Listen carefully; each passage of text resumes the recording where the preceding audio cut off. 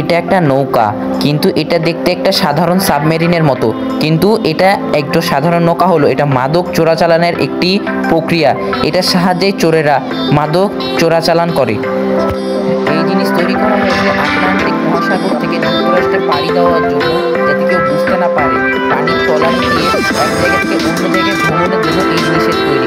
এই সাবমেরিনগুলো এমনই রঙের করা হয় যেগুলো পানির সাথে মিশে থাকে।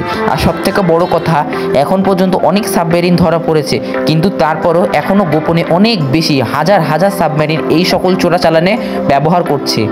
এখনও অনেক আর্মি পুলিশ এই সাবমেরিন আলাদেরকে ধরার চেষ্টা করেছে, কিন্তু তারা তাদেরকে ধরতে পারেনি। তারা এত চুপিচাপি এই কাজগুলো করে যে তাদেরকে খুঁজে পাওয়া প্রায় ইম্পসিবল। তারা পানির নিচে এমন গভীরে থাকে যা একদমই বলার বাইরে। এই সাবমেরিনগুলো তৈরি করা হয়েছিল জিনিসপত্র আনার জন্য, কিন্তু এই জিনিসগুলোকে মানুষ খারাপ কাজে ব্যবহার করে। এই জিনিসগুলোর সাহায্যে মানুষ মাদক এই সব জিনিসপত্র আনা নেওয়ার কাজে এই জিনিসগুলোর ব্যবহার বেশি দেখা যাচ্ছে। এই সাবমেরিনগুলো জঙ্গলে তৈরি করা হয়। এই জিনিসগুলো জঙ্গলে তারা বিভিন্ন রকম যন্ত্রপাতি সংগ্রহ করে এই সব সাবমেরিনগুলো তৈরি করেছে।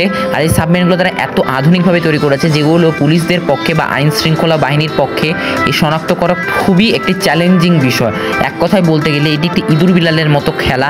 তারা প্রতি বছরই নতুন নতুন এই ধরনের আধুনিক সাবমেরিনগুলো তৈরি করে। আর এই সাবমেরিনের ভিতরে জায়গা খুবই স্বল্প থাকে। এই যে দেখতে পাচ্ছেন সাবমেরিনের ভিতরে এই যে একটা খাট থাকে, তারা এখানেই শোয়। এখানে তারা 4-5 জন মিলে শুতে পারে। আর এখানে তাদের কাছেও শোয়া অনেক বেশি চ্যালেঞ্জিং। তাদের এই ভিতরে এখানে তারা এইখানে জিনিসপত্র সঞ্চয় করে। আর মাঝখানে যেটা এই সব সাবমেরিনগুলো 7 থেকে 7.5 টন 8 টন এরকম আকৃতির হয়ে থাকে। এগুলো আকৃতি তো বেশ বড়, আর এগুলোর রং এমনভাবে তৈরি করা হয়েছে যেটা পানিতে বোঝা যায় না। আর এখানে দেখতে পাচ্ছেন এভাবেই সেই সব চোরগুলো ডাকাতগুলো তারা এভাবে এই সাবমেরিনের মধ্যে থাকে, এবং একজন থাকে যে এই সাবমেরিনটাকে কন্ট্রোল করে। আর এটা পানির এত গভীরে থাকে যেটা পুরোটাই পানির সাথে মিশে থাকে। এই যে দেখতে পাচ্ছেন এখানে একটা সিঁড়ির মতো থাকে, উপরেও উঠে বসা থাকা যায়। আর এটা এতই ছোট যে একজন স্বাভাবিক মানুষের পক্ষে থাকা খুবই মুশকিল। তারপরও তারা কষ্ট করে এই সব অপরাধগুলো করে। আগেকার সাবমেরিনগুলো কিছুটা জাহাজের মতো হতো, এরকমটা দেখতে পাচ্ছেন। এরপরে তৈরি করা হয় একটু বড় মানের সাবমেরিন। এই যে দেখতে পাচ্ছেন এটা প্রায় 20 ফিট লম্বা। এই সাবমেরিনগুলো পানিতে দীর্ঘ সময় বেঁচে থাকতে পারে। তাছাড়া পানির এই যে স্রোত এটাও সারা কন্ট্রোল করতে অনেক বেশি। আর এটা থেকে এক মহাসাগর থেকে আরেক মহাসাগরে পাড়ি দেওয়া সম্ভব। কিন্তু এই সাবমেরিনের জায়গাটা ততটাই ছোট, সাইজে বড় হলেও জায়গা ছোট। এখানে একজন মানুষ এভাবে থাকতে পারে, আরেকজন সর্বোচ্চ 2 জন মানুষ এখানে থাকতে পারবে।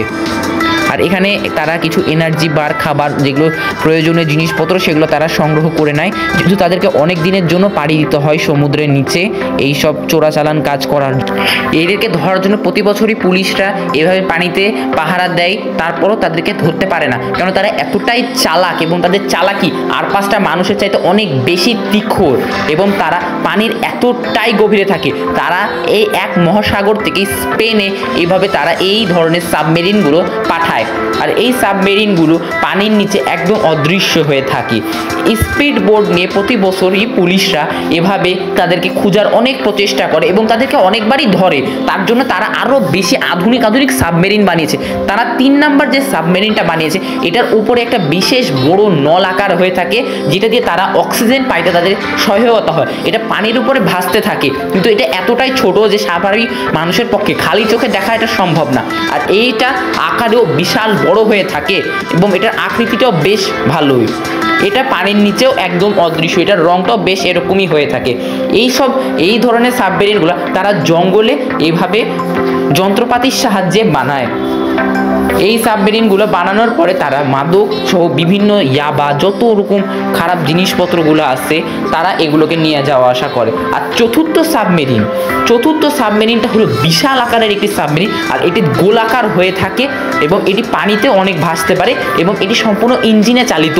আর এটার ভিতর এত পরিমাণ স্টোরেজ আছে যেটার সাহায্যে তারা অনেক বেশি খারাপ জিনিসপত্রগুলো তারা নিয়ে যাওয়া আসা করতে পারবে।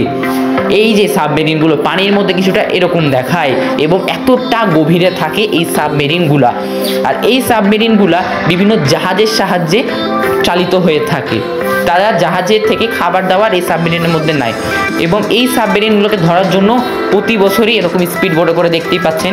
আর একটা সাবমেরিন যে এরকম ভেসে, এই সাবমেরিনটা ধরা পড়েছে পুলিশের কাছে, ধরা পড়েও লাভের মতো কিছু নয়, কেননা তারা আবার নতুন করে সাবমেরিন বানায় এবং তারা এতটাই চালাক, কেন তারা জানে পুলিশের চালাকি, যে পুলিশরা কি করতে পারে, তারা সেভাবেই সব কিছুর নেয়। আর যাই হোক, এই যে এই মানুষটা, এই যে পুলিশ প্রতি বছর এরকমভাবে আর্মি টার্মি যা আছে সব এরকম বড় বড় রাইফেল নিয়ে ঘুরে বেড়ায়, তাদেরকে ধরবে বলে, তাদেরকে এই অপরাধ থেকে করবে বলে, বাট কিছুই করার থাকে না লাস্টে, যে তারা তাদের যেটা কাজ সেটা তারা চলমান রাখে। এরকম প্রতি বছর এরকম অনেক সাবমেরিন ভাসতে পাওয়া যায়, অনেক উদ্ধার করা হয়, বাট করার কিছু থাকে না তারা।